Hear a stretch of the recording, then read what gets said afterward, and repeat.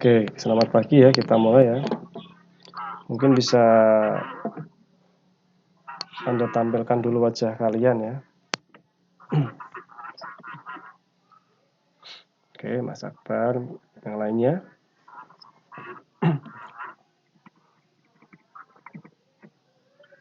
Mbak Lydia, Mbak Luna, Mas Aryu, Mas Ardian, sama Mas Rian.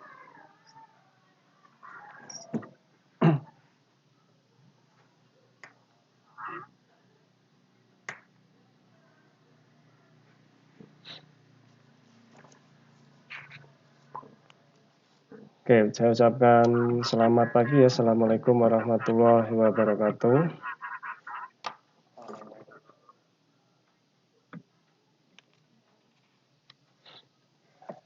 Oke, udah disiapkan yang saya suruh tadi? Udah? Oke. Mbak Lydia. Halo Mbak Lydia. Ya Pak, sudah. Sudah. Nggak kelihatan wajahnya kamu.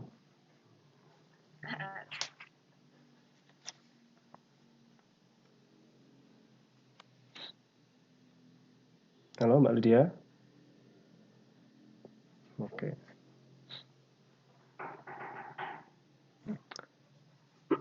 Oke lah, kita mulai dari siapa dulu?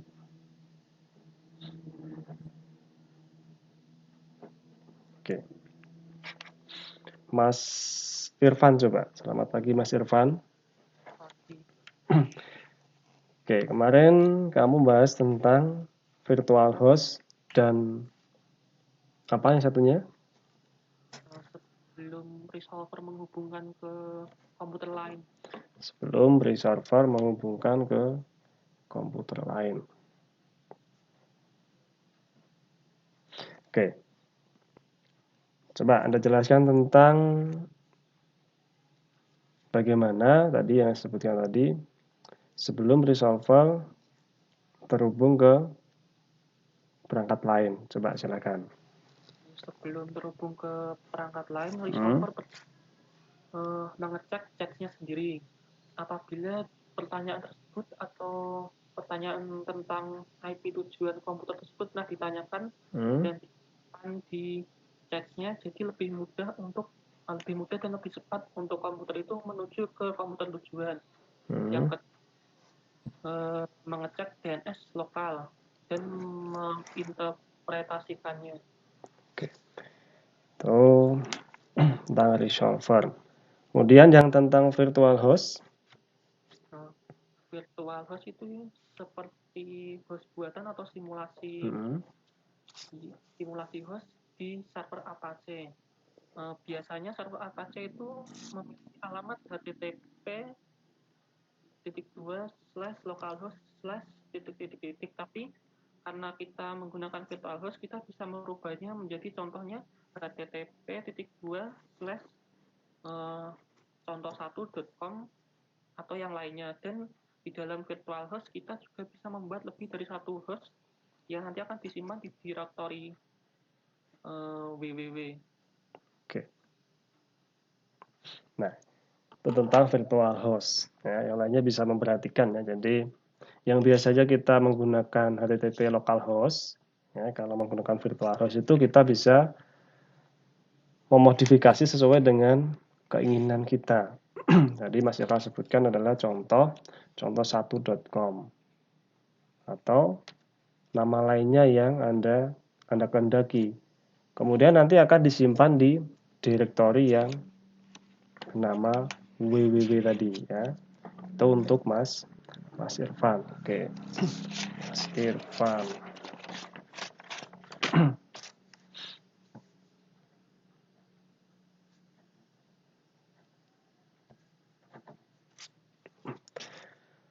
Oke, untuk selanjutnya coba Mbak Lydia. Ya Pak. Kamu jatah tentang apa kemarin? Telnet ya atau DNS? Saya DNS. DNS sama perbedaan boot itu ya. Oke. Ya. Coba yang DNS itu kalau nggak salah tentang fungsinya ya. Iya, fungsi Nah, DNS. oke, bisa Anda jabarkan coba fungsi dari DNS ya. DNS berfungsi untuk mengatur proses penerjemahan nama domain atau sebaliknya. DNS juga berfungsi sebagai sebuah sistem yang berguna untuk menamai halaman situs website ataupun blog yang ada di jaringan internet. Jika pada zaman dahulu sebelum DNS diaplikasikan di setiap website atau halaman situs web di internet harus menggunakan alamat IP yang panjang, maka dengan menggunakan sistem DNS, sebuah halaman website dapat dibuka dengan menggunakan kata atau nama tertentu. Hal ini tentunya sangat memudahkan mengingat nama atau alamat sebuah website. Oke, itu tentang DNS server. Jadi tiap nama yang Anda ketikkan, misalkan Anda mau mencari tentang Stacom, ya. Nah, di dalam Stacom itu memiliki alamat IP. Kalau Anda disuruh menghafalkan alamat, contohlah ya, saya contohkan dua ya. 192.168.1.92 itu untuk Stacom. Kemudian 168.192.1.35 itu untuk Serwen. Nah, coba saya tanya Mas Rian, halo.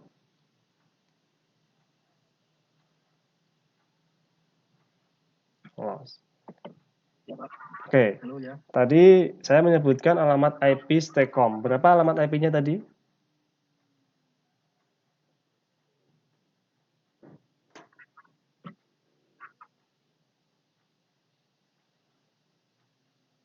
Berapa tadi? 192?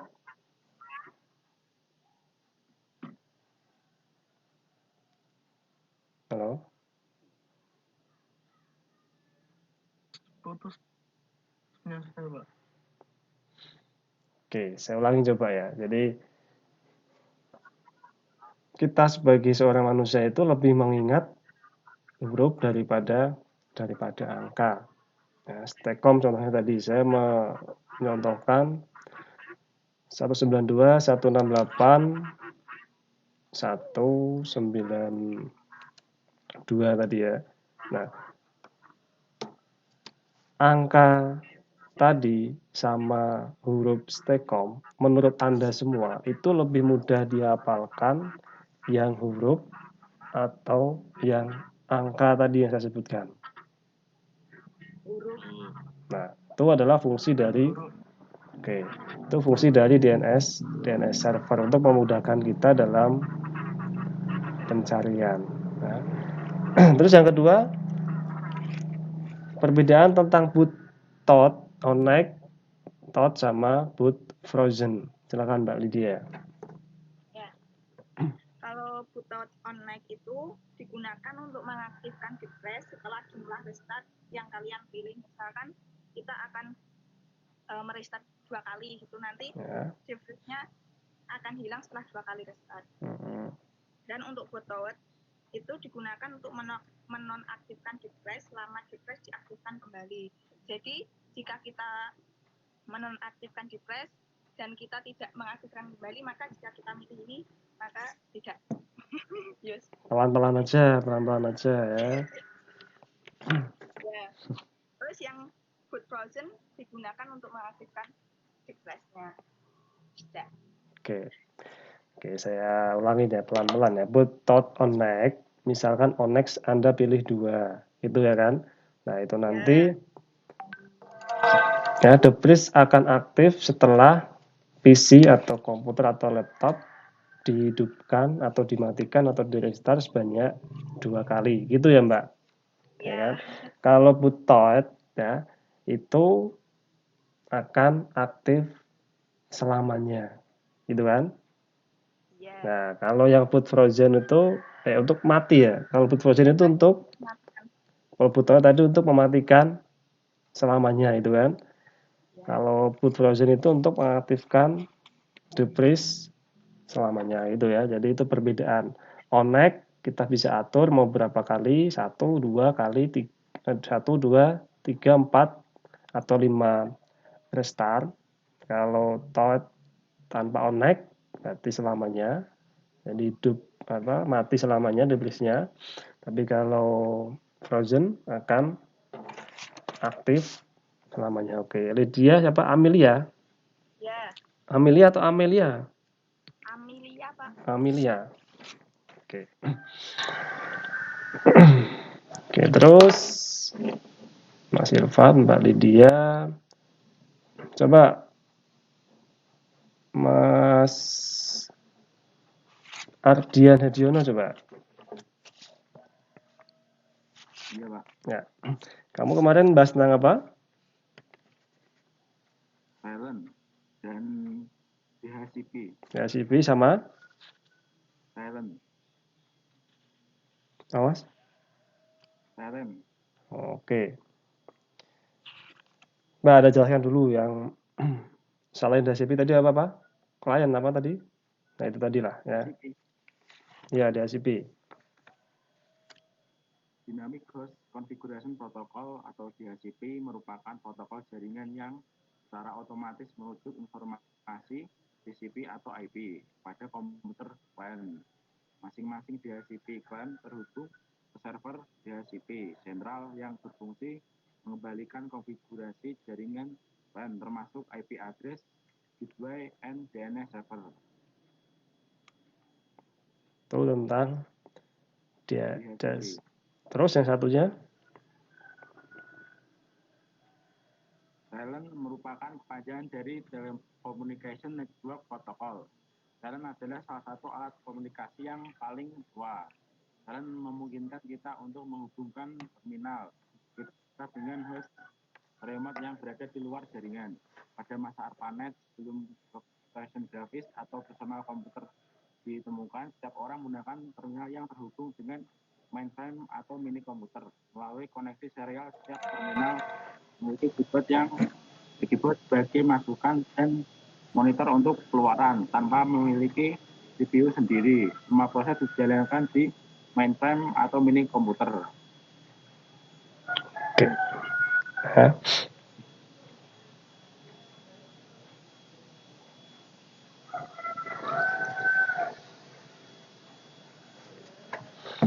Tentang DHCP dan apa tadi Mas? Saya kok nggak jelas suaranya tadi. Klien atau apa tadi? Silent, Pak. Tuh ya, jadi Mas Ardian Hediono. Ya. Terus selanjutnya saya tulis dulu Ardian.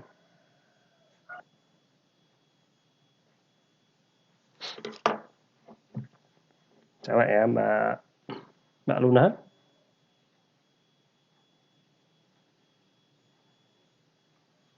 Halo Mbak Luna.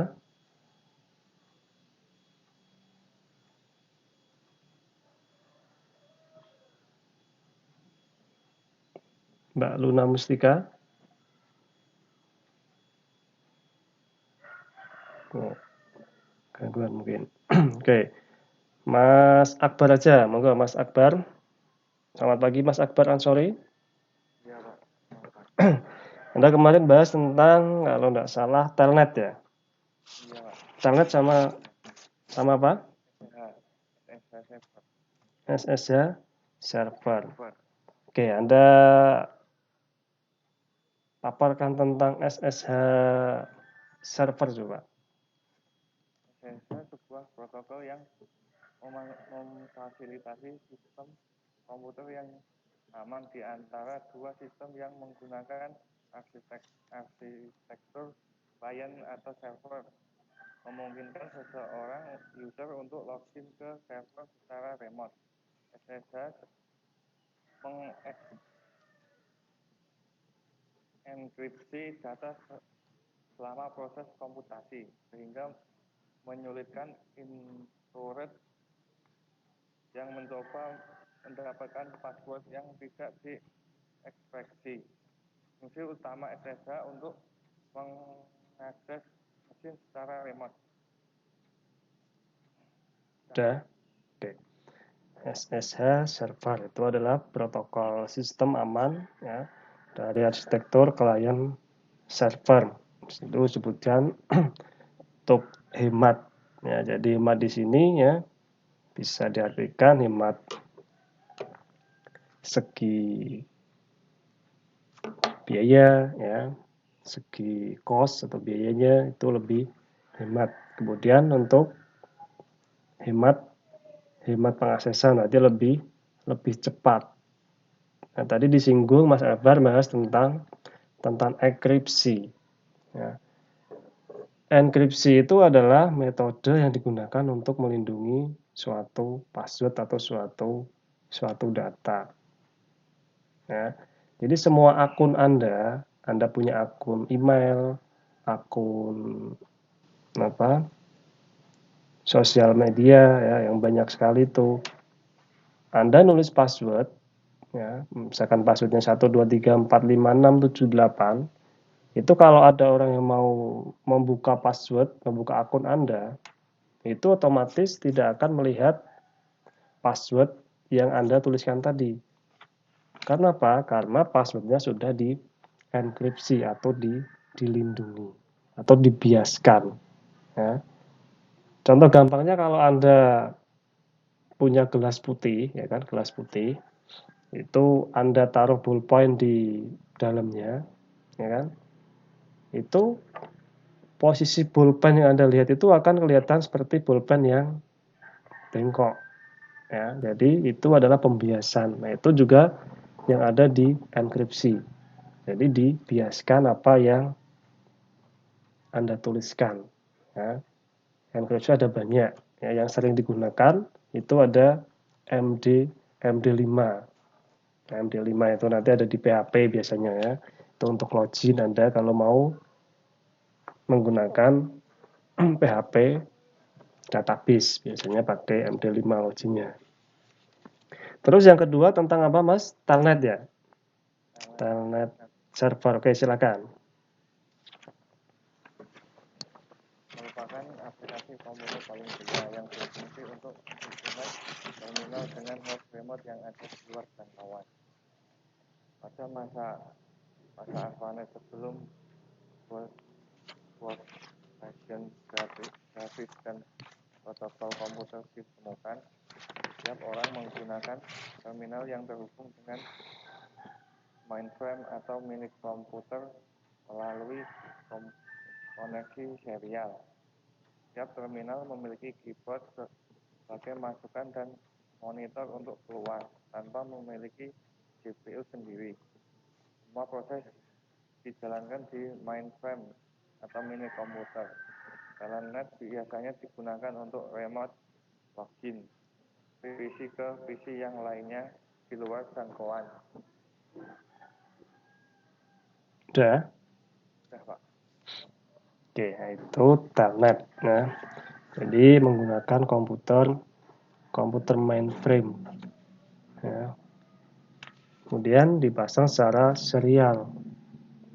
Serial itu berarti sejajar, seri ya. Kalau dalam listrik itu serial itu ya seri. Ada paralel juga, itu dipasang secara serial. Kemudian menggunakan keyboard. Ya, keyboard dan monitor untuk keluaran. Itu adalah tentang telnet server dulu sebelum ARPANET. Ya. Oke, kemudian setelah Mas Akbar, 234 Baruda, Mas Aditya. Ya, silakan. Kemarin kamu bahas tentang apa? Jenis partisi Linux sama partisi Linux saat proses instalasi. Oke, partisi Linux dan saat instalasi juga silakan. Partisi Linux ada 3 jenis, partisi primary, extended, dan logical. Primary itu merupakan partisi utama pada sistem operasi Linux. Di Linux mengizinkan sampai 4 partisi primary, tidak seperti di Windows yang hanya mengizinkan 1 partisi primary saja. Untuk penamaannya bisa menggunakan SDA1, SDA2, SDA3, dan SDA4, atau pagar 1, pagar 2, pagar 3, pagar 4. Yang kedua, partisi extended merupakan partisi perluasan untuk mengatasi kekurangan partisi primary. Di dalam partisi extended akan digunakan partisi logikal untuk menyimpan data. Yang ketiga, partisi logikal biasa dibuat dalam bentuk partisi extended dengan penomoran dimulai dari 5, 6, 7, dan 8.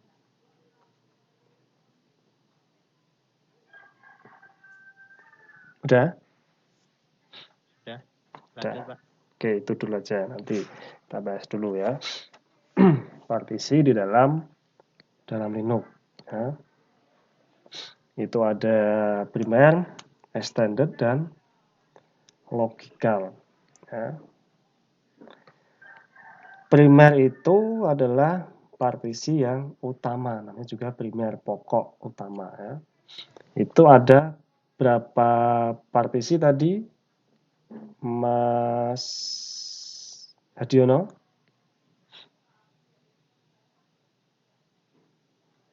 Ya, Pak. Berapa partisi tadi di dalam primer? Di berapa ya? 3 apa 4 tadi? Nah, iya berapa? Ayo. 3 atau 4? 4. Nah. 4. Apa saja, Mbak Luna?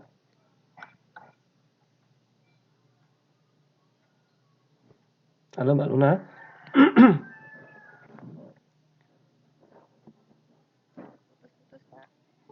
Putus-putus. Ini kamu dengar suara saya enggak? Oke, putus-putus ya. Tadi ada 4 ya. 4 partisi. Itu bisa dikasih nama SDA1 ya, SDA2, SDA3, SDA4, atau pagar 1, 2, pagar 3, pagar 4. Nah, itu tentang partisi primer di dalam Linux. Ya. Kemudian ada partisi yang kedua, yaitu extended. Itu adalah partisi untuk perluasan. Perluasan bagaimana jika terjadi kekurangan dalam partisi primer. Ya. Partisi extended ini menggunakan partisi logikal untuk penyimpanan. Ya. Kemudian untuk logikal itu dikasih nama dimulai dari 5, 6, 7, 8. Jadi partisi di dalam Linux ada banyak. Ya. Terus yang kedua, silakan Mas Aditya. Untuk proses instalasi Linux dibutuhkan 2 partisi kosong, yaitu root dan swap area. Root merupakan partisi utama pada Linux. Untuk instalasinya minimal space 4 GB. Lalu swap, yaitu virtual memory, disiapkan sebagai cadangan jika memori komputer full, sehingga sebagian pekerjaan dan proses akan dialihkan ke partisi swap. Teorinya, untuk kapasitas swap 2 kali ukuran RAM. Jadi jika RAM-nya ukuran 512 MB, maka partisi swap-nya ukurannya 1024 MB atau 1 GB. Oke. Itu tentang root dan swap ya, di dalam Linux, masih di dalam Linux ya. Root tadi disebutkan oleh Mas Aditya adalah utama ya, dan membutuhkan space sebanyak 4 GB. Ya. Nah, jika nanti ini terjadi kurangan, ya kan, ada yang namanya swap tadi. Itu adalah virtual memory. Nah, itu untuk cadangan. Digunakan kalau root-nya sudah overload. Ya. Kemudian kapasitasnya 2 kali RAM. Kalau RAM-nya tadi Mas Aditya bilang 512, jadi di dalam swap harus minimal 1 giga. Ya. Itu untuk Mas Aditya.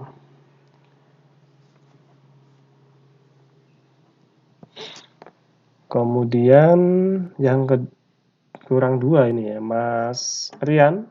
Halo Mas Rian atau Mas Hari yang belum?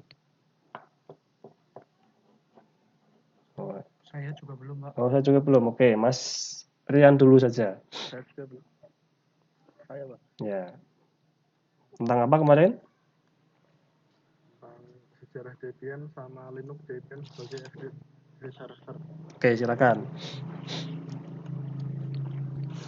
Sejarah Debian pertama kali dikenalkan oleh Ian Murdoch, seorang mahasiswa dari Universitas Purdue, Amerika Serikat, pada tanggal 16 Agustus 1993. Debian berasal dari kombinasi nama Ian dengan mantan kekasihnya Debra Lynn yang disingkat dengan Debian. Coba. Sudah. Nanti Debian tadi Ian Murdoch tadi ya, pada tahun 93. Debian itu nama dari kekasihnya, disambung dengan nama Ian sendiri ya, D sama Ian, Debian. Ya. Pak, kok kenapa nggak Debra Ian aja? Nah, itu yang tahu ya yang buatnya. Jadi itu sejarah dari Debian. Terus yang kedua, Mas Rian.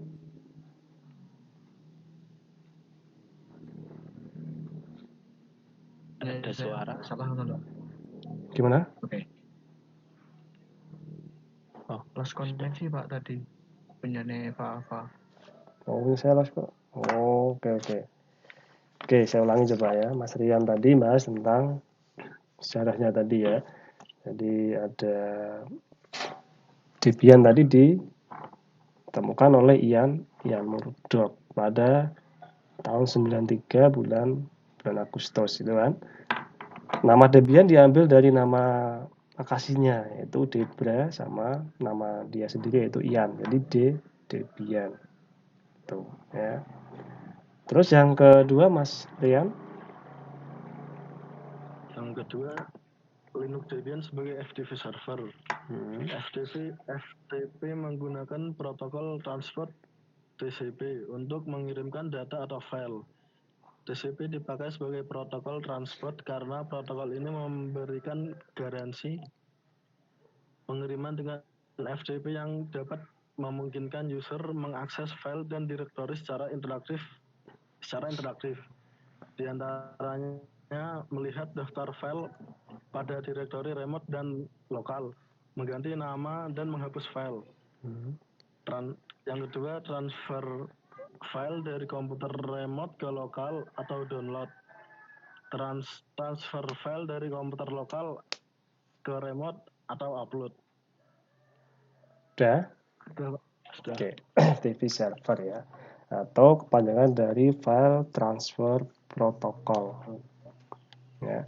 FTP itu biasanya kita gunakan kalau kita mau mengupload suatu data ke dalam website atau juga mengirim data dari host ke kliennya pakai FTP. FTP itu ada banyak sekali aplikasinya ya. Nanti ada Mozilla ya, itu untuk aplikasi dari FTP server. Terus selanjutnya Mas Haryu. Iya Pak. Ya silakan. Tentang apa kemarin? Saya membahas tentang unlock deep disk sama unlock password laptop. Terus yang apa tadi? Deep disk tadi, silakan. sebelum kita menggunakan password software DLC, pertama kita harus membuat bootable DLC dulu di dalam flash disk. Caranya yaitu siapkan software DLC yang sudah di-download, biasanya dalam bentuk RAR juga bisa. Lalu tancapkan flash disk yang sudah diformat. Setelah itu klik kanan Run Administrator pada software DLC, lalu pilih icon flash disk kecil yang ada di bagian atas agak sebelah kanan, lalu pilih normal boot dan pilih flash disknya, lalu klik create dan tunggu sampai booting proses pembuatan bootable itu selesai. Setelah itu untuk cara unlock password defreeze yaitu satu-satu. Halo. Iya Pak. Masih lanjutannya? Iya. Oke. Ini kan masih lanjutan Pak. Jadi kan awalnya itu membuat bootable dulu, lalu baru bisa untuk pembukaan password di keduanya itu. Untuk yang pertama saya bahas pembukaan di defreeze. Sebelum menancapkan flash disk yang berisi bootable, matikan antivirus terlebih dahulu, lalu Windows Defender. Nanti biasanya akan terdetek virus, jadi nanti masalahnya nggak bisa dibuka. Lalu setelah sudah dimatikan, masuk ke folder DLC, jangan lupa tancapkan flash disknya dulu. Lalu pilih folder program, lalu klik folder Windows lalu klik folder files dan ekstrak RAR anti-defreeze. Setelah itu jalankan softwarenya dan pilih open new process, klik start. Tapi apabila gagal itu bisa langsung klik start lagi. Dan setelah itu akan berhasil terbuka dan klik OK, lalu pilih boot tower, lalu klik apply dan reboot, maka selesai, password di defreeze itu tak akan hilang. Oke ya. Tadi penjelasan dari Mas Arju ya. Penjelasannya tadi kita download dulu ya, bisa bentuk WinRAR atau zip ya. Kemudian kita buat ya di dalam flash disknya, di dalam flash disk yang kita siapkan, tapi jangan lupa flash disknya dalam keadaan yang bersih. Bisa Anda format dulu. Karena yang namanya flash disk atau compact disk atau kalau mau dibuat bootable itu harus dalam keadaan yang bersih. Hanya satu-satunya file itu ya DLC tadi ya. Kemudian dipilih tadi gambar flash disk sesuai dengan input yang kita masukkan yaitu flash disk, kemudian pilih normal boot ya. Kemudian di read, tunggu proses sampai selesai ya. Dan kalau mau membuka ya, itu Anda bisa aktifkan lagi itu ya. Terus selanjutnya yang kedua apa Mas? Membuka unlock password yang kita lupa lah. Oke. Pertama, itu tancapkan flash disk terus di laptop yang pertama, matikan laptopnya dahulu, lalu tancapkan flash disk. Setelah itu nyalakan. Setelah dinyalakan itu jangan sampai ke yang tulisan welcome itu. Jadi sebelum itu kita harus masuk ke boot dulu dengan cara menekan F2 atau F12. Itu tergantung dari laptopnya masing-masing. Jadi setiap merek laptop biasanya berbeda-beda untuk cara masuk ke boot menunya. Lalu setelah masuk ke boot menu, pilih di bagian flash disk, lalu diarahkan ke, biasanya kalau itu nanti flash disknya ada di urutan ketiga, jadi diarahkan ke yang nomor 1. Setelah itu ditekan F10, klik yes, lalu pilih mini Windows 10 32 bit. Kenapa saya pilih itu? Karena untuk tampilannya juga sudah lebih agak modern, dan 32 bit itu lebih enteng daripada 64 bit. Jadinya nanti proses bootingnya akan lebih cepat. Lalu yang selanjutnya pilih password remove, lalu pilih DAO soft password, dan pilih user yang dipakai pada PC atau laptop. Biasanya untuk yang belum pernah diinstal ulang lagi itu nanti namanya, kalau bawaan dari installer laptop yang dahulu di toko ini nama laptopnya misal Acer ya nanti usernya Acer gitu. Lalu setelah itu klik reset password dan klik reboot. Dan setelah reboot selesai maka passwordnya tinggal di enter aja langsung bisa kebuka nanti laptopnya. Udah Pak. Oke, makasih. Itu tentang membuka kalau kita lupa ya, jelas kita lupa misalkan laptop kita lupa ya, jadi kita bisa memanfaatkan aplikasi ya. Langkah-langkahnya yang jelas Anda harus masuk atau Anda masukkan dulu tadi flash disknya ya, kemudian masuk ke menu bootable ya, booting, tadi dipilih mini Windows tadi mau versi berapa boleh ya, SP 7 atau berapa, 32 bit atau 62 bit, 64 bit ya. Kemudian tinggal mengikuti langkah-langkah yang ada. Tinggal Anda cari icon yang sesuai dengan keinginan Anda. Terus Mas Rian silakan.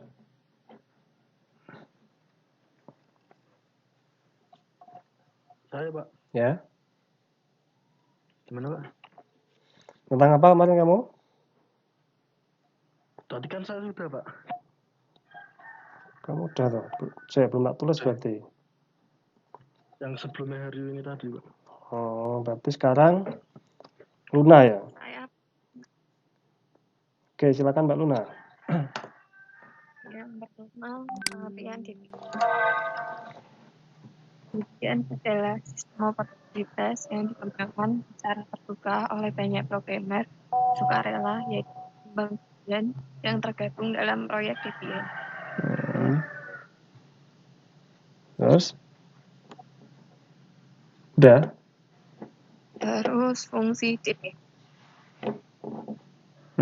Silakan. Fungsi DPP untuk pengiriman secara cepat konfigurasi jaringan. Sistem admin dapat membeli DPP dan tidak menggunakan IP address, netmask, dan gateway atau DNS server. Lebih jelasnya, DHCP fungsi untuk mendistribusikan IP address secara otomatis kepada setiap komputer klien yang ingin terhubung dengan jaringan komputer dan memberikan kemudahan bagi seorang network administrator. Oke. Oke, terima kasih Mbak Luna ya. Yang terakhir Mbak Sri Lestari. Kok ada dua? Ini yang mana ini? Halo Mbak Sri Lestari. 1, 2, 3, 4, 5, 6, 7, 8, 9.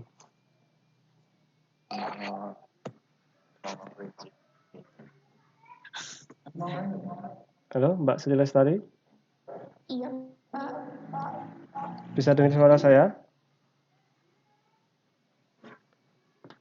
Silakan Mbak Sri Lestari.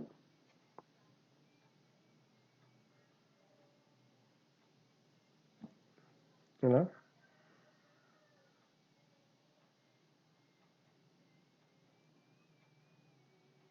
Gimana?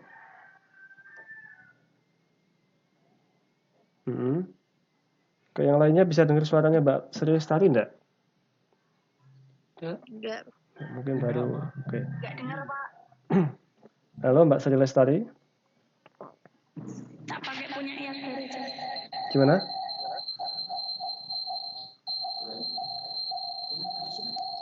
Sedikit saran, Sri. Kan kamu sama Akbar sampingan toh, salah satu apa itu mikrofonnya atau speakernya dimatiin biar nggak mantul. Ya, mau pakai punya Akbar nggak apa-apa, silakan Mbak Sri Lestari, monggo.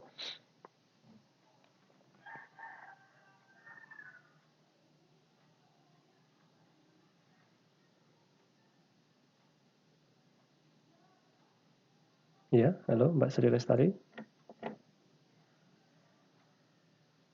Halo.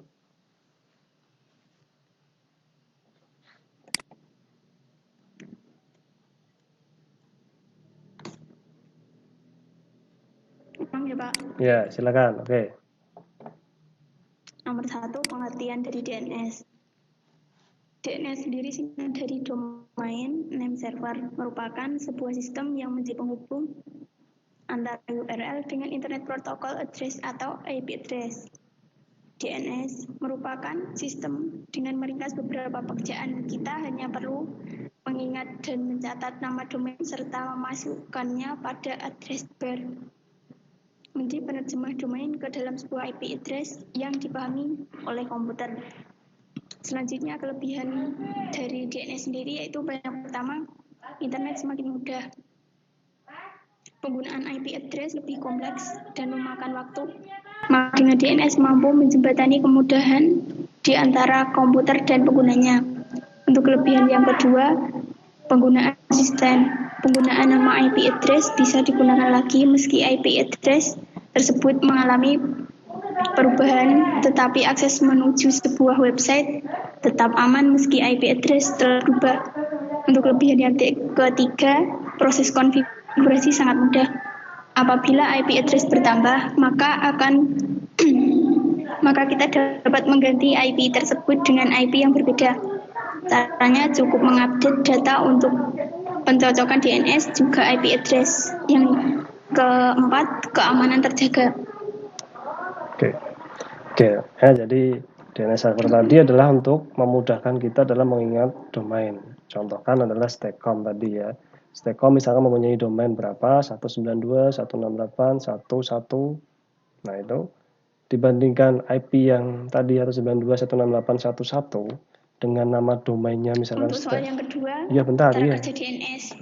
DNS melakukan pekerjaan melalui beberapa tahapan. Yang pertama adalah dengan proses meminta berbagai informasi. Tahapan dari cara kerja DNS tersebut, yang pertama, tahapan DNS query, yang merupakan istilah untuk meminta beberapa informasi terkait dengan IP address, diawali dengan mengetikkan sebuah URL dalam address bar. Di dalam tahapan jenis DNS query, itu ada 3 jenis. Yang pertama, recursive query, user yang biasa memberi hostname dan selanjutnya DNS resolver akan memberi jawaban. Jawabannya diberikan mempunyai 2 kemungkinan. Pertama, DNS menyediakan sebuah informasi yang relevan setelah melalui pencarian pada root server maupun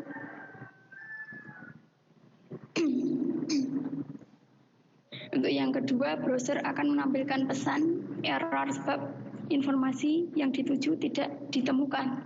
Untuk yang kedua, interactive query, saat user memasukkan hostname, maka DNS resolver mencari sebuah cache relevan pada memori. Apabila tidak ditemukan, maka DNS resolver akan mencari beberapa informasi pada root server serta dan server yang relevan sesuai DNS zone. Sudah, Pak, panjang banget. Oke, ya itu Masih tadi panjang.